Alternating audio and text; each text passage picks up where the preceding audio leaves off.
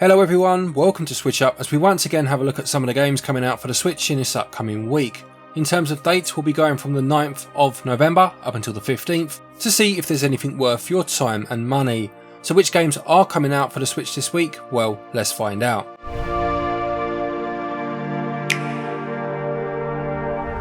Let's start things off then with a classic series. We have Tetris Forever. This new release celebrates 40 years of Tetris with over 15 games available, a new game plus some documentary videos. It includes more than 15 playable classic Tetris games, as I just said, including some being released outside of Japan for the first time, and some of the examples given in the blurb include Tetris Battle Gaiden and Super Bombliss. The new game is called Tetris Time Warp, where up to 4 players will warp between different eras of Tetris in real time. That does sound good, to be fair, and it has over an hour of all new documentary featurettes, including interviews with Tetris creator Alexei Pachinov. Tetris is undoubtedly one of the finest just pure game experiences of all time as far as I'm concerned, and it's nice to see a real love letter to the series being created to celebrate its anniversary. This will sell for £29.50 when it releases on the 12th, although you can get 15% off of that price up until launch day. My friends.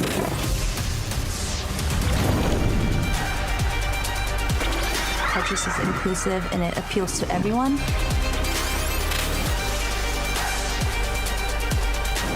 Next then we have LEGO Horizon Adventures. This is of course a LEGO interpretation of the classic game from a few years back, Horizon Zero Dawn, and you'll play as Aloy as she battles to save the Earth from an ancient digital demon. You can unlock new characters, as is the case in these LEGO games, such as Val, Teersa and Erend, and you can of course play the game with another person, either online or via couch co-op.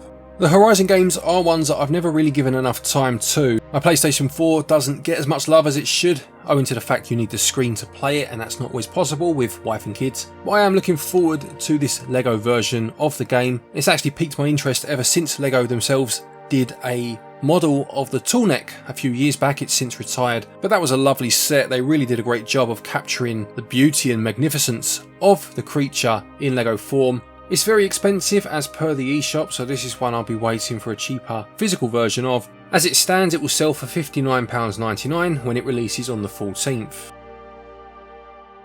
Also this week then we have the Irem Collection Volume 2.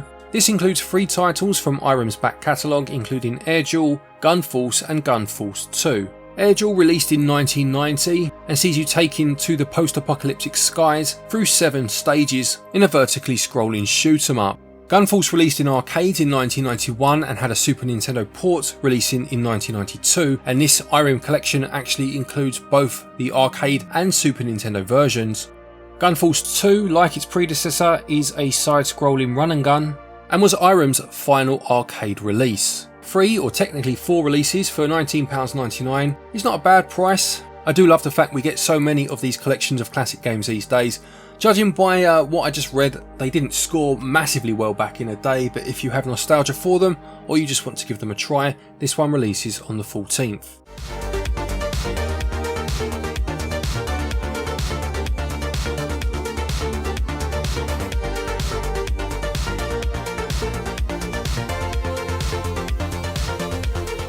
Next then we have Bullet Runner, which is a top-down bullet hell shooter, which the blurb says will have you combining crazy movement and combat mechanics to make your way through dynamic environments. You'll be dodging, sliding, swinging and shooting your way to victory as you fight your way through hordes of powerful enemies. It uses 3D environments with 2D flat sprites for its characters, almost like a squashed voxel character in their appearance, and it promises a wide variety of weaponry being available along the way. This is another one out on the 14th and it will sell for £15.29 or your regional equivalent. Give up that easily. So, let's show these fuckers who they're dealing with.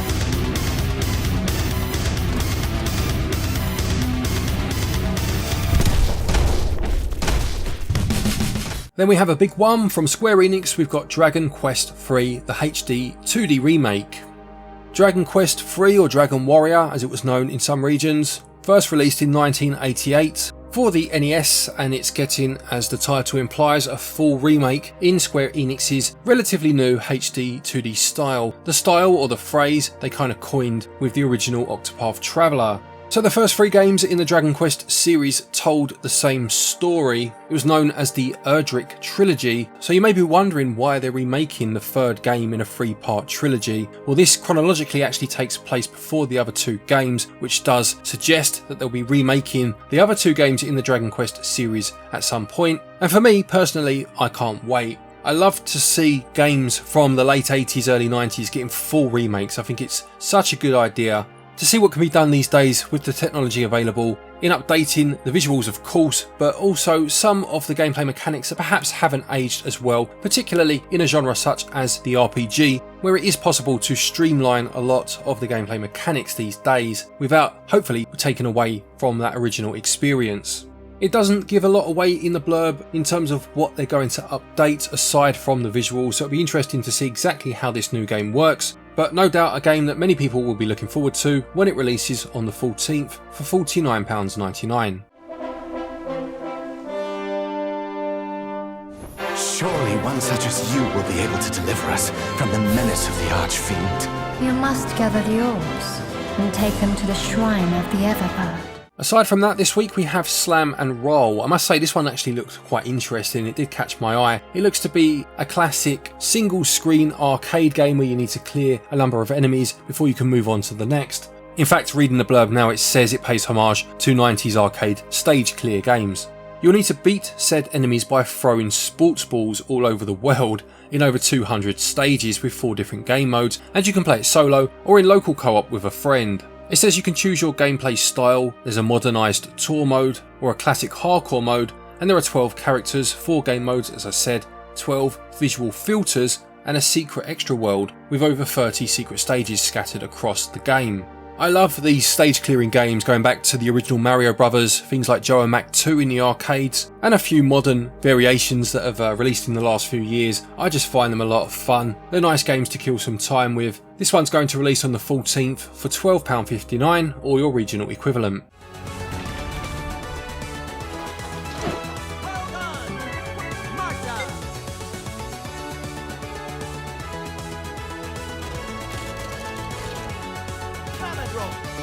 You have Little Big Adventure Twinsen's Quest, also out this week, which is a remake of a game that first released in 1994. Little Big Adventure, or Relentless Twinsen's Adventure as it was known in some regions, initially released on MS-DOS, receiving later ports to other systems such as PC 98 and also the PlayStation in Japan and Europe in 96 and 97 respectively. It says the game has received a stylish makeover and modernised gameplay, but is still faithful to the original game, and it will take you on an epic journey on a small planet harbouring both magic and technology. It has revamped level layout and redesigned controls, a new artistic direction, and a new soundtrack by the original composer. As I just said, always nice to see an older game get a full remake. This one is also out on the 14th, quite a stacked day that one, for £24.99 or your regional equivalent. After all, we'll find Luna. Fun Frock, where is my sister?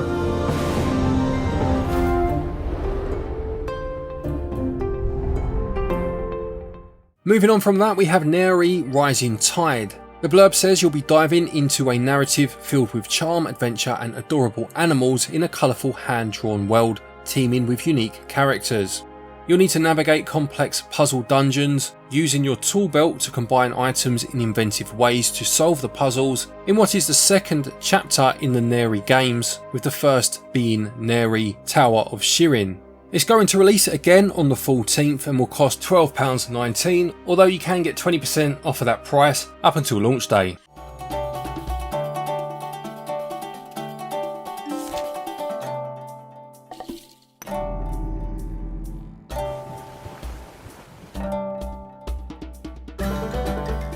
The penultimate game for the week is Dorfs Hammer for Hire. It says this is an arcade co-op game about a group of dwarven weapon crafters and armorsmiths travelling through the world to wherever the scent of war and gold takes them. It looks as if you're actually creating weapons for soldiers and having to get it to them in the time stated against the advance of the enemy.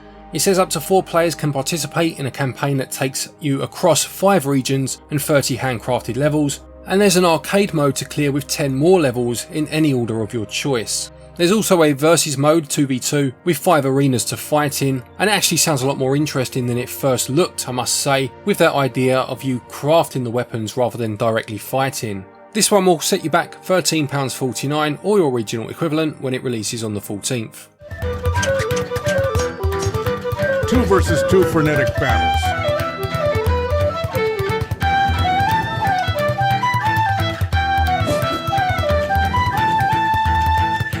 And the final game for the week then, we have Goblin Slayer, Another Adventurer, Nightmare Feast. So I think I'm right in saying that this is based on a franchise that's seen novels, possibly an anime over the years, and it says that the original creator of the series was involved in the original concept of this particular game, with the team also having a hand in designing the new main character for this new story. It's a tactical RPG set in the world of Goblin Slayer and says you'll experience a challenging and balanced combat system, or you can select beginner friendly difficulty. You have high level spells and abilities to attack with, and you can use traps and terrain to your advantage with attribute affinities to dominate the battlefield. You can customise your party by picking from a large number of adventurers, each with unique jobs and abilities. And if you are a fan of the series, it's going to release on the 15th this time, not the 14th. For £35.99 or your regional equivalent. So there you have it, another week of Nintendo Switch releases. Do any of those games interest you? Will you be picking any of them up? Please do let us know in the comment section below. Don't forget, if you are looking for eShop credit to pick any of these games up, you can get your eShop cards over at our website switchup.gg, and doing so will get you 5% of your purchase price back as cashback. And there's also a link down there to PlayAsia if you're looking to import any games. Use the link, use the code stated, and you get yourself 5% off of your order from there. A quick thank you to our patrons and our channel members for your continued support, and to each and every one of you for watching our videos. Take care, and until next time, happy gaming.